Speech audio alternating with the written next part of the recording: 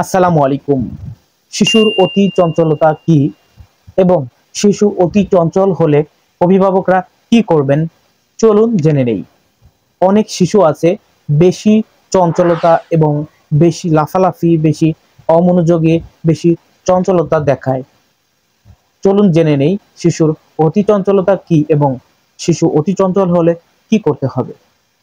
শিশুর অতি চঞ্চলতা আর অমনোযোগিতা তার দৈনন্দিন কাজকে যখন বাধাগ্রস্ত করে, লেখাপড়ায় বিঘ্ন ঘটায়, তখন এই প্রবণতাকে বলা হয় attention deficit hyper activity disorder. এটাকে শর্ট ফর্মে বলা হয় ADHD।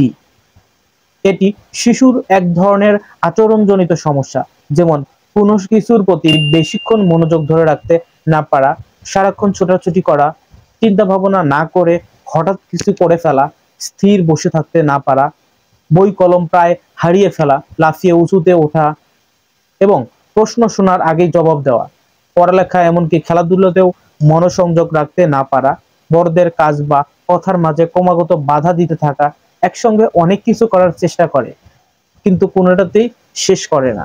শিশু এই অতি চঞ্চলতাকে অনেকেই ভালোভাবে দেখে না, ছেলেকে বেয়াদব পর্যন্ত বলে থাকে। চলুন জেনে নেই শিশুর অতি চঞ্চলতা হলে অভিভাবকরা কি করবেন। শিশুর জন্য একটি রুটিন তৈরি করুন।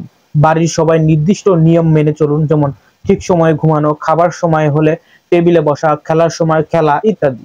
শিশুকে কোনো নির্দেশ দিলে তা বুঝিয়ে বলবেন। রূঢ় আচরণ করবেন না, বকাবকি মারধর সমস্যার সমাধান নয়। শিশুকে বুঝিয়ে বলতে হবে। শিশুর ভালো কাজকে প্রশংসা করুন, কখনো কখনো মাঝে মধ্যে পুরস্কার দিন ভালো কাজের জন্য। শিশুর খাদ্য তালিকায় কৃত্রিম রং আর মিষ্টির পরিমাণ কমিয়ে ভাজা তাজা ফলমূল যুক্ত করুন। পুষ্টিকর খাবার খাওয়ান এবং একটা নিয়মের মধ্যে নিয়ে আসুন। অতি চঞ্চল শিশুদের এই নিয়মের মধ্যে রাখলে তারা একটা সময় ভালো আচরণ শুরু করে। ধন্যবাদ।